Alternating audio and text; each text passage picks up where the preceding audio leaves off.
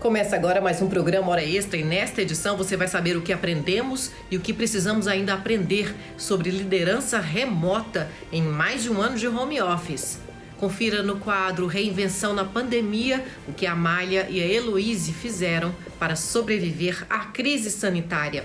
E no bloco de entrevistas, o advogado Marcos Vinícius Nascimento fala sobre as alternativas para a sobrevivência dos negócios, dos postos de trabalho e da renda nestes tempos de pandemia. Hora Extra está começando.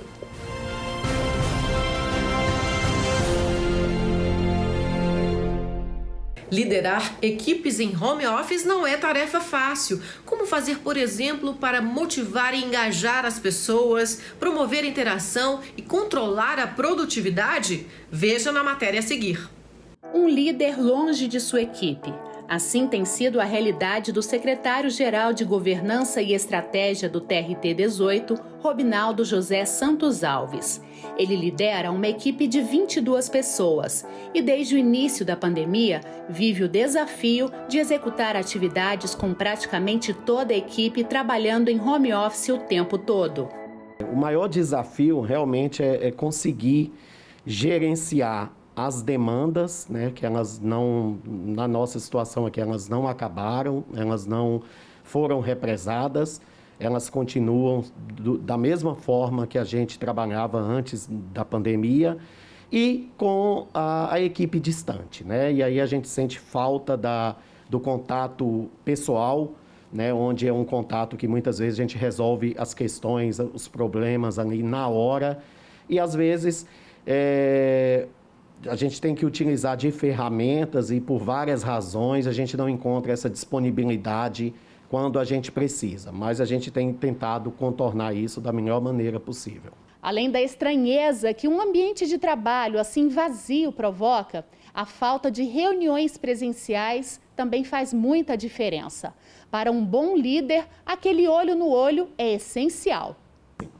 As atribuições aqui da nossa unidade, né, que é a Secretaria-Geral de Governança e Estratégia, ela é uma unidade inovadora e por isso a gente precisa de cocriação, né? Muitas vezes criar em conjunto e dessa maneira, pensando nisso, com certeza as pessoas interagindo umas com as outras facilita demais esse processo. Tá? Com ideias, mudanças de rotinas, mudanças de processo de trabalho, né? Então, com a distância, a gente não tem algumas percepções, como linguagem corporal, como interação mesmo de ideias, né? Então, assim, a gente acabou tendo essas dificuldades. Robinaldo explica que nesse novo modelo de trabalho, ele acaba sendo ainda mais exigido como líder. Sim, e é natural que eles busquem mesmo, né? Porque eu acho que a pandemia, ela pegou todos nós de surpresa. Nós não estávamos preparados para tanto, né? E é natural que, nesse momento, as pessoas, os colegas, eles tiveram que se adaptar, né? De maneira abrupta, né? De maneira, como eu costumo dizer, com o avião em movimento, teve que se consertá-lo. A advogada Annelise Roberta, líder de um grande escritório em Curitiba, fala exatamente sobre essa exigência. Para ela, os líderes devem desenvolver ainda mais habilidades nesse período. O trabalho remoto imposto de uma forma muito rápida, sem nenhuma preparação, e a situação pandêmica mundial trouxe uma visão bem diferenciada e quem aproveitar para desenvolver essas qualidades ou aprimorar, né, durante esse período, com certeza vai ser um melhor líder depois que tudo isso acabar. Annelise aproveitou a experiência para escrever um artigo sobre a liderança no home office e destaca qual o maior desafio nessa jornada. Então, o maior desafio realmente, até como eu cheguei a mencionar por cima no artigo, na minha opinião, é manter a motivação e a disciplina dos liderados. Mas o líder precisa ter completa noção de que ele tem que ter com a sua equipe um canal aberto, limpo e livre durante todo o expediente, de modo que, se não deu certo o contato pelo chat interno do escritório, pode entrar em contato pelo WhatsApp, pode fazer uma ligação, pode ligar de vídeo, para que as coisas possam ser resolvidas sempre que necessário e para que o contato seja possível. No quadro Reinvenção na Pandemia desta semana, você vai conhecer o trabalho da Amália e da Heloíse, que se aventuraram numa descoberta que envolve cactos, suculentas e terrários, em parceria com doceiras e artesãs. Confira!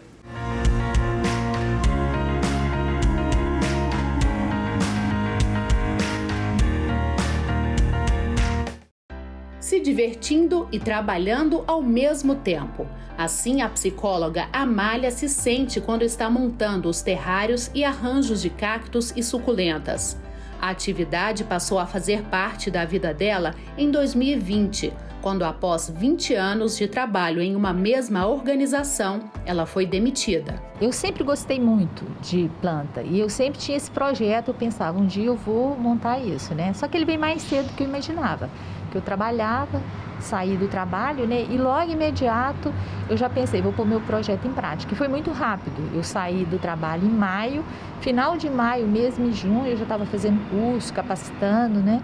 Então, assim, eu consegui aliar o hobby a essa vantagem financeira, né? Mudar completamente de área de trabalho foi a melhor opção encontrada pela profissional, já que a atividade com as plantas era um sonho antigo. A reinvenção aconteceu de forma bem leve, mas tudo foi feito com muito empenho e profissionalismo. Eu não pensei em voltar para a minha área, né? Como eu já tinha esse projeto há muitos anos, logo que eu saí não pensei em procurar outra coisa, foi isso mesmo que eu queria, entendeu? Não pensei em voltar para a minha área de atuação, que é a psicologia. Além do prazer em trabalhar com as plantas, Amália ainda comemora o fato de que agora está sempre ao lado da filha, Heloíse, que embarcou na onda da mãe.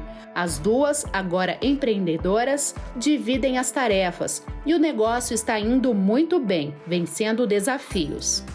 Vi com bons olhos, mas ao mesmo tempo fui surpreendida porque a demissão da minha mãe foi uma surpresa, mas eu sempre gostei de trabalhar com planta, então quando ela me chamou, abriu um novo horizonte, assim. Não imaginava, mas veio como uma surpresa muito positiva. A parceria entre mãe e filha deu muito certo. Receita pronta? Não tem. Mas para a reinvenção, algumas etapas são importantes. Algumas delas, a necessidade, uma boa ideia, foco e muito trabalho. A psicóloga Marina Cansado explica que antes de pensar em reinvenção, é preciso vencer o medo da mudança. Na verdade, o ser humano tem a tendência de não querer mudar, né? De tentar manter um status de homeostase, de repetição na vida. Mas em momentos de grandes crises, em momentos em que ele é desafiado, é a hora em que devem ser convocadas essas capacidades internas de se adequar, de se modificar e de buscar novas formas de viver, de encontrar soluções. Então, o ser humano tem essa capacidade de encontrar novas maneiras de investir a energia. E assim como mostramos o exemplo da Amália, é possível ser ainda mais feliz com uma grande mudança na vida.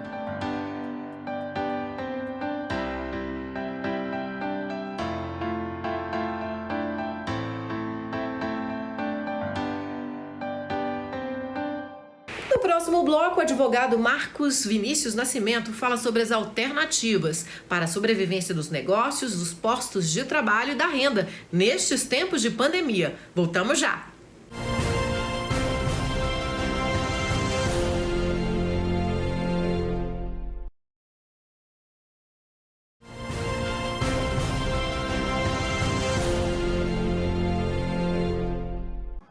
Nossa conversa de hoje é com o advogado Marcos Vinícius Nascimento, que vai falar sobre as relações de trabalho nesse cenário de incertezas e crise econômica e social. Doutor Marcos, seja bem-vindo à Hora Extra, agora virtual, né? Obrigado, Fabíola. Agradeço a oportunidade de participar desse programa e poder esclarecer, passar algumas informações a respeito desse importante tema. Tem gerado muitas dúvidas, né? Então, obrigado pela oportunidade. Doutor Marcos, flexibilizações e ajustes precisaram ser realizados por parte de empregadores para conseguir sobreviver à pandemia, à falta de consumidores. Nesse cenário em que todo mundo sai perdendo, é preciso flexibilizar direitos ou isso é um caminho sem volta? Fabiola, é extremamente importante que haja diálogo entre as partes. E, por conseguinte, essa flexibilização ela é necessária nesse momento. Nós vivemos em um período excepcional dessa pandemia, já vivenciada há alguns meses, né? E esse diálogo ele vai viabilizar a manutenção do próprio emprego do trabalhador, né? Então, se por um lado o empregador está sofrendo com a mitigação do seu comércio, seja por fechamentos ou diminuição do fluxo de clientes, por outro lado, o reclamante também, o trabalhador, né, que pensando já em uma possível demanda, o trabalhador ele precisa sim flexibilizar. Então, aqui, de fato, eu não entendo como um caminho sem volta em decorrência do momento que nós vivemos hoje. E, de fato, é necessário essa flexibilização. É preciso que haja empatia, tanto por parte do empregador, né, porque o empregado, de fato, é a parte ainda mais prejudicada nessa relação, como por parte do empregado, ao entender que algumas medidas são necessárias para a manutenção do seu próprio posto de trabalho. Então, de fato, é muito importante e eu entendo que não é um caminho sem volta e que em breve, com a graça de Deus, nós vamos retornar às atividades normais, né? E aí esse tipo de flexibilização retorna ao padrão normal, né? Das regras da CLT, das outras normas que venham a legislar sobre o caso, né? Certinho.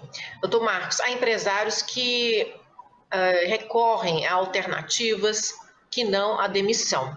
E, por exemplo, o uso do contrato temporário de trabalho. Ele pode ser uma boa saída nesse momento? Sim, há algumas empresas que estão se valendo do contrato de trabalho temporário e intermitente, e aqui eu chamo atenção para o trabalho intermitente. De fato, é muito importante essa ferramenta, né? Só que é necessário que o empregador faça, de fato, uma análise prévia para ver se o modelo da forma de trabalho ela se encaixa com o seu modelo de negócio, né? Então, o contrato intermitente ele é interessante pelo fato de que no período que o trabalhador ele não foi convocado para prestar o serviço, a empresa não tem uma responsabilidade de manter pagamentos, de manter salários. Por outro lado, no período em que ele é convocado, a empresa, então, quando encerra esse período de convocação e de prestação de serviço, ela deve fazer o pagamento de algumas outras verbas que não a remuneração, que é o caso de férias proporcionais, 13º proporcional, DSR, né, e outras garantias que tenham sido combinadas. Então, para cada caso, a empresa precisa analisar e ela vai precisar de um apoio técnico para isso, até porque há alguns requisitos nessa modalidade de trabalho, né? O trabalho intermitente tem algumas situações, né? A principal é a própria intermitência. Se alguma empresa formaliza o contrato de trabalho intermitente, contrata um trabalhador nessa situação, não pode ser sem uma interrupção. Não é isso? Então, se ele for contratado, por exemplo, para trabalhar todas as semanas, não tendo um período específico, há a desvirtuação deste instituto e aí ele vai ser convertido num contrato por prazo indeterminado. E aí tem a atração de todas as consequências em relação a isso. Mas, de fato, é interessante essa ferramenta porque a empresa ela pode contratar alguns trabalhadores intermitentes, por exemplo, bares, restaurantes, contrata ali garçons ou cozinheiros, né? E aí sai uma determinação para um retorno de atividade que estava interrompida. A empresa, então, convoca esse trabalhador. E enquanto a empresa estava parada, ela não tinha essa obrigatoriedade de manter a remuneração. Então, de fato, é uma ferramenta interessante, desde que seja feita a devida avaliação se de fato se encaixa, né, no modelo de negócio. Alguns empresários que recorreram a isso, né, do ramo da alimentação. Doutor Marcos, nós vamos agora para a pergunta da advogada Mariana Gundim. Vamos lá?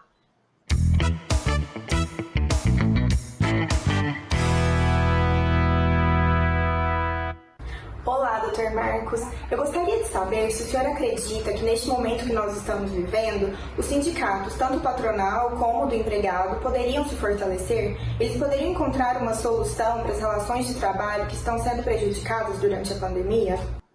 Excelente pergunta da colega Mariana Gondim. Sim, os sindicatos estão já fortalecidos nesse período de pandemia, mas eles precisam de fato assumir o seu papel.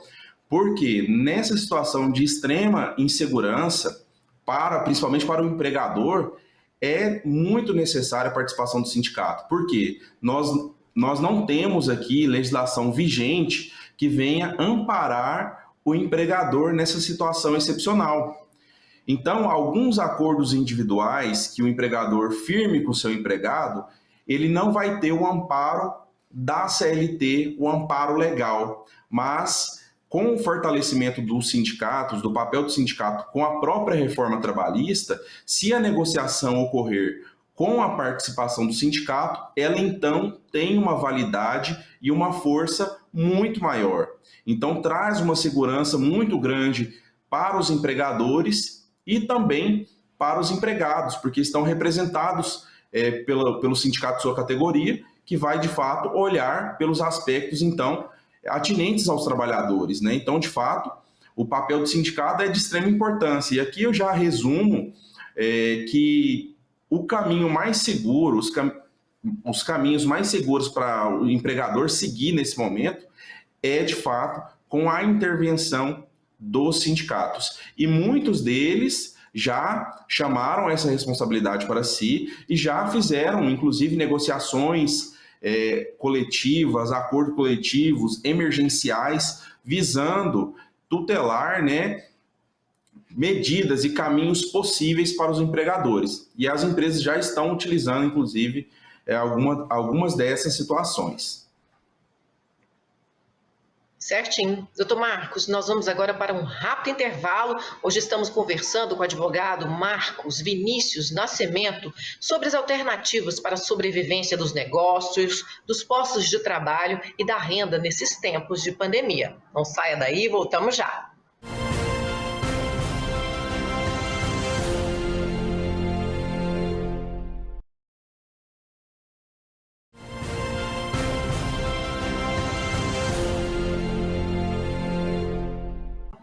O Hora Extra está de volta. Hoje estamos conversando com o advogado Marcos Vinícius Nascimento sobre alternativas nas relações de trabalho em tempos de pandemia. Doutor Marcos, entre outras medidas de flexibilização, temos a redução de jornada e salário. Isso é permitido por lei? O sindicato tem que ser chamado para negociar tudo isso? Sim, há essa possibilidade de redução de jornada e salário, desde que seja realizada com a participação do sindicato. Então, é uma medida também que os sindicatos têm sugerido em negociações coletivas e, geralmente, tem sido utilizado o percentual de 30%, até 30% de redução da jornada e, respectivamente, do salário. É preciso ressaltar que o empregador não pode negociar isso individualmente com seu empregado, ok? É necessária a presença do sindicato. Então, reforçando ainda mais a resposta que foi dada à pergunta da colega Mariana Gondim, os sindicatos novamente se mostrando muito importantes aqui nas medidas e nos caminhos possíveis. O banco de horas para computar as horas não trabalhadas do empregado durante a restrição de atividades é uma outra alternativa e ele pode ser usado para compensar em dias de trabalho futuro? Sim, essa é uma das alternativas que tem sido muito utilizada nessas negociações coletivas em período de pandemia e visa tutelar o empregador que está suportando o pagamento de salários aos empregados que não estão trabalhando efetivamente. Então, há a possibilidade, sim, de você utilizar, do empregador utilizar esse banco de horas para computar essas horas não trabalhadas para, posteriormente, inclusive após o período de pandemia, desde que não ultrapasse o período, seja de 6 meses ou 1 ano, vai depender da negociação que for firmada, a empresa pode vir e exigir um trabalho, um acréscimo de trabalho daquele trabalhador que ficou agora em descanso, sem trabalhar no período de fechamento.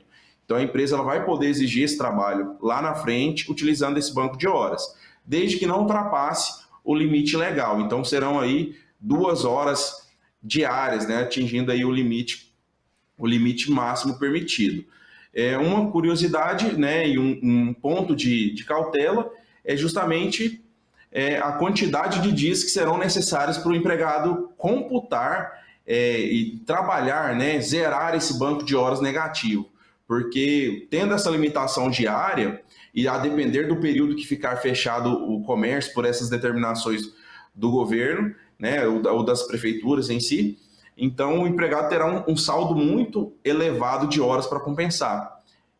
Talvez não seja muito viável, mas por enquanto é uma das medidas, sim, que está sendo utilizada nas negociações coletivas, visando tranquilizar o empregador que ele suportando agora este encargo, pagando o salário, lá na frente, quando o comércio retornar à sua atividade normal, que nós esperamos, ele vai poder então se valer de um acréscimo de mão de obra para tentar aumentar os seus lucros e sua receita também, compensando um pouco esse período de prejuízo que ele tem suportado. Doutor Marcos, uma última pergunta. A demanda na Justiça do Trabalho diminuiu durante a pandemia, tem diminuído, né? Você reputa isso a dificuldade para adaptação à tecnologia, às audiências virtuais por parte de advogados e partes? E você acredita que nós estamos nos deparando com um represamento de ações e que isso vai, de alguma forma, estourar quando as atividades presenciais voltarem? Olha, Fabiola, é muito interessante essa pergunta, porque são vários fatores que interferem nessa diminuição de demanda. Então, são vários fatores que interferem, né? Tem esse aspecto tecnológico, sim, tem muitos empregados que não têm acesso nenhum à tecnologia, e tem também a própria diminuição de conflitos atinentes a essas matérias que são mais abordadas na Justiça do Trabalho.